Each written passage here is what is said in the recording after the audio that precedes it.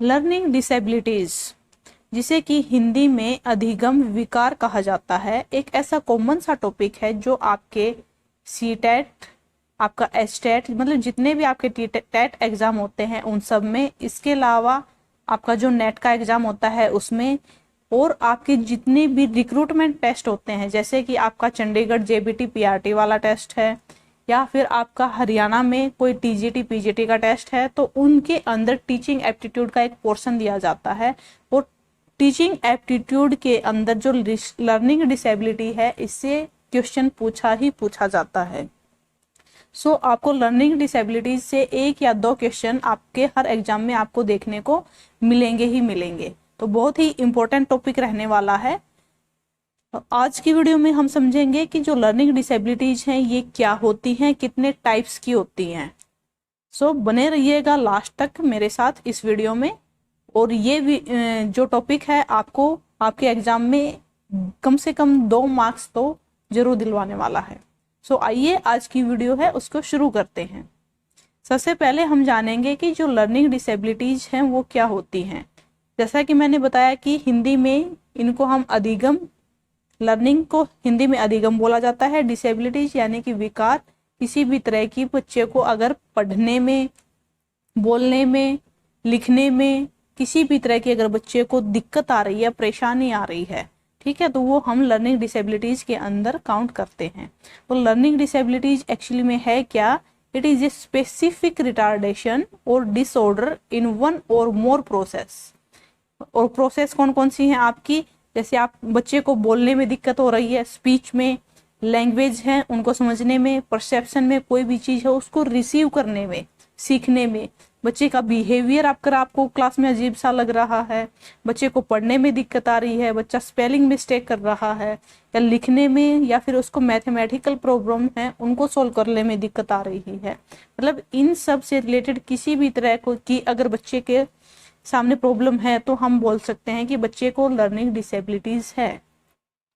अभी जो ये लर्निंग डिसेबिलिटीज है, सिर्फ बच्चे को स्पीच की भी हो सकती है, या स्पीच और लैंग्वेज दो की भी हो सकती है, ठीक है। सो ये कोई जरूरी नहीं है कि जो लर्निंग डिसेबिलिटीज है वो सिर्फ एक ही टाइप की हो सकती है। लर्निंग डिसेबिलिटीज है वो एक भी हो सकती है, 2 या 2 से ज्यादा भी हो सकती हैं आपकी। अब क्या है कि जो the child's ability to achieve in specific academic is below, और जो बच्चे की एकेडमिक अचीवमेंट हम देखते हैं वो बच्चे की age, child age, education level, इन सब के अकॉर्डिंग हम देखते हैं, ठीक है। अगर कोई बच्चा अपनी एज के बच्चों के कंपैरिजन में पढ़ने में कमजोर है, उसको चीजें समझ में नहीं आ रही हैं, ठीक है, तो उस केस में हम बोल सकते हैं कि उस बच्चे को लर्निंग डिसेबिलिटी है। अब देखते हैं कि जो लर्निंग डिसेबिलिटीज हैं हमारी कितने टाइप्स की होती हैं। वैसे तो बहुत सारी लर्निंग डिसेबिलिटीज होती हैं, लेकिन मेनली हम 4 टाइप्स की ही लेके चलते हैं। सबसे पहले है आपकी डिसलेक्सिया, इसके बाद है डिस्ग्राफिया, फिर डिसकैल्कुलिया, और फोर्थ है डिसप्रेक्सिया। तो अगर हम हिंदी में बात करते हैं तो जैसे आपकी डिसलेक्सिया लिखी हुई है तो इसका हिंदी में कोई अलग से नाम नहीं होता है, ये आपको हिंदी में इसी तरह से लिखी हुई मिलेगी, डिसलेक्सिया, ठीक है। तो आप इसको हिंदी में देखें या इंग्लिश में, आपको इसी तरह से ये रिटन फॉर्म में मिलेगी। तो जो डिस्ग्राफिया है इसको भी इसी तरह से हिंदी में डिस्ग्राफिया ही लिखा मिलेगा, डिसकैल्कुलिया है वो भी इसी तरह से, तो इनका अलग से कोई भी नाम नहीं है। जैसा इनका इंग्लिश में नाम है एज इट इज आपको हिंदी में इनके नाम देखने को मिलेंगे। अब हम इनको डिटेल में पढ़ लेते हैं कि जो सबसे पहले आपकी डिसलेक्सिया है वो किससे रिलेटेड है। डिसलेक्सिया यानी कि रीडिंग डिसेबिलिटीज, इसको हम पठन विकार भी बोलते हैं, कि अगर बच्चे पठन विकार, कि अगर बच्चे को पढ़ने में प्रॉब्लम हो रही है, अगर कोई बच्चा किसी भी सेंटेंस को गलत पढ़ रहा है, ठीक है, तो उसको हम बोलते हैं कि डिसलेक्सिया की प्रॉब्लम है। जैसे अगर हमने लिखा तो सा हुआ है, ठीक है, लेकिन बच्चा इसको वाज पढ़ रहा है, मतलब क्या है कि जो वर्ड्स हैं उनको आगे पीछे करके पढ़ता है। तो बच्चे को अगर पढ़ने से संबंधित कोई भी विकार है तो वो हम बोलेंगे कि उसको डिसलेक्सिया है। अब आपके क्वेश्चन है, क्वेश्चन किस तरह से बनते हैं, या तो क्या है कि क्वेश्चन इस तरह से दिया मिलेगा कि पठन संबंधित विकार है, उस पठन संबंधित विकार से संबंधित आपकी कौन सी डिसेबिलिटी है। तो उसके अंदर आपके 4 ऑप्शन दिए मिलेंगे, जैसे आपको डिसलेक्सिया दे दिया जाएगा, कैलकुलिया लिख देंगे, डिसप्रेक्सिया लिख देंगे, ठीक है, इस तरह से।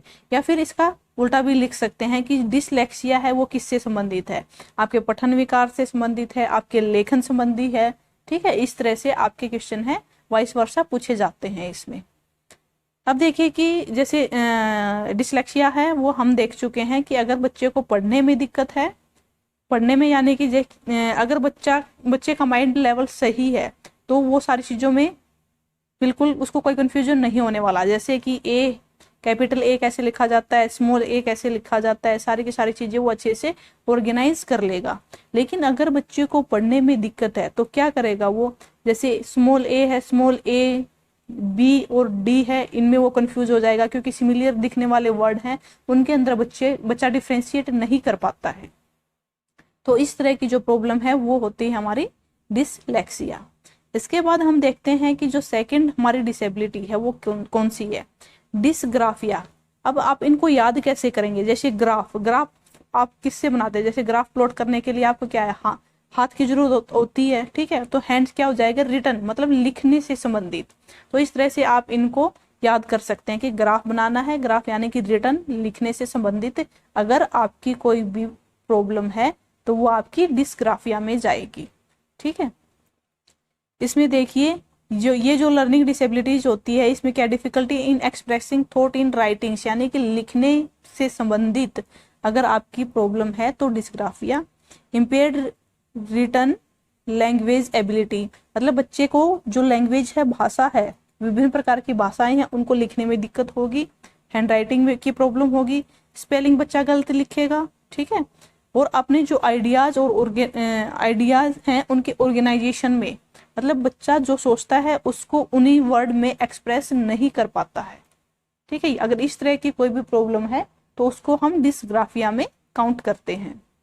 इसके बाद इसको देखिए, जैसे बच्चा क्या है, वैन लिखना चाह रहा है, यहाँ पे WHEN, लेकिन उसने क्या स्पेलिंग मिस्टेक कर दी।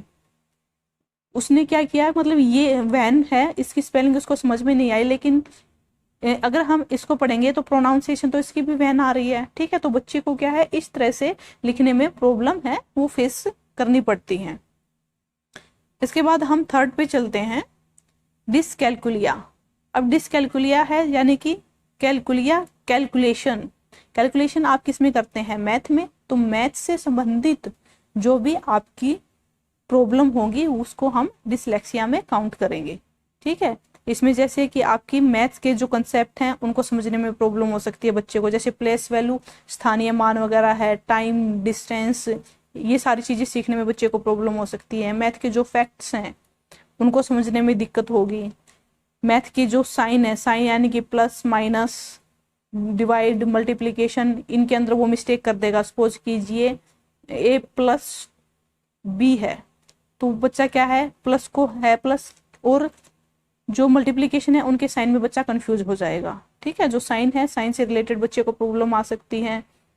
बच्चा नंबरिंग है, नंबरिंग की ऑर्गेनाइजेशन में बच्चे को प्रॉब्लम हो सकती है, जैसे 1 है, 1 के बाद 3 लिख सकता है बच्चा, ठीक है, 4, 6 लिख सकता है। इस तरह से जो नंबरिंग है उनके ऑर्गेनाइजेशन में बच्चे को प्रॉब्लम होगी। मतलब कहने का अर्थ है कि अगर बच्चे को मैथ से रिलेटेड किसी भी तरह की प्रॉब्लम है तो उसको हम डिसकैलकुलिया बोलते हैं। जैसे कि यहाँ पर सारी चीजें बिल्कुल नॉर्मल सी हैं, ठीक है, लेकिन यहाँ पर क्या है, बच्चे ने देखिए यहाँ पे अगर आप ध्यान से देखेंगे तो उसने 5 ही गलत लिखा हुआ है, फिर 2+5 है, तो यहाँ पर हो सकता है वो इनकी मल्टीप्लीकेशन कर दे, 7 की जगह पे 2+5 होना तो 7 चाहिए, लेकिन हो सकता है वो यहाँ पे 10 लिख दे, ठीक है। तो मतलब मैथ से रिलेटेड जितनी भी प्रॉब्लम होंगी वो हम डिसकैलकुलिया के अंदर काउंट करते हैं। इसके बाद जो नेक्स्ट है हमारी डिस्प्रेक्सिया। डिस्प्रेक्सिया आपकी मोटोर से रिलेटेड होती है, मोटोर लर्निंग। मोटोर में जैसे कि आपकी 2 तरह की चीजें होती हैं, एक होता है फाइन मोटोर और एक होता है आपका ग्रोस मोटोर। मोटोर यानी कि जो आपकी हाथ की मसल्स होती है ना, मसल से रिलेटेड। अब मसल्स में क्या है कि जैसे बच्चे का ब्रेन और ब्रेन की एक्टिविटी और हाथों की एक्टिविटी है वो मैच नहीं होती। इस तरह की जब बच्चे को प्रॉब्लम आती है तो उसको हम डिस्प्रेक्सिया बोलते हैं। जैसे कि सपोज कीजिए किसी बच्चे को बॉल फेंकी जा रही है किसी को कैच कराने के लिए, तो उस कैच करने के लिए जो माइंड का और हैंड का कोऑर्डिनेशन होना चाहिए ना उस बॉल को कैच करने के लिए, तो बच्चे के पास वो कोऑर्डिनेशन नहीं होता डिस्प्रेक्सिया में। बच्चे को वो टाइमिंग की और डिस्टेंस की मैचिंग है वो नहीं करनी आती है। ठीक है, तो इस तरह की जो प्रॉब्लम होती है वो डिस्प्रेक्सिया में होती है। इसके अंदर जैसे हम बॉल है, बॉल को कैच करना देख सकते हैं, या फिर जो शू की जो लेसिस हैं देखिए, जैसे यहाँ पे शू लेसिस है, बच्चे को इसको बांधने में प्रॉब्लम हो सकती है कि किस तरह से बांधी जाएंगी। ठीक है, सो ये थी हमारी 4 तरह की लर्निंग डिसेबिलिटीज, मेनली इन्हीं से क्वेश्चन पूछा जाता है। आई होप ये सारी चीज़ें आपको समझ में आ गई होंगी। अगर कोई भी डाउट है तो कमेंट सेक्शन में लिख दीजिएगा, और वीडियो इन्फॉर्मेटिव लगी हो तो लाइक, सब्सक्राइब और शेयर कर दीजिएगा। सो आज के लिए इतना ही। Thank you so much.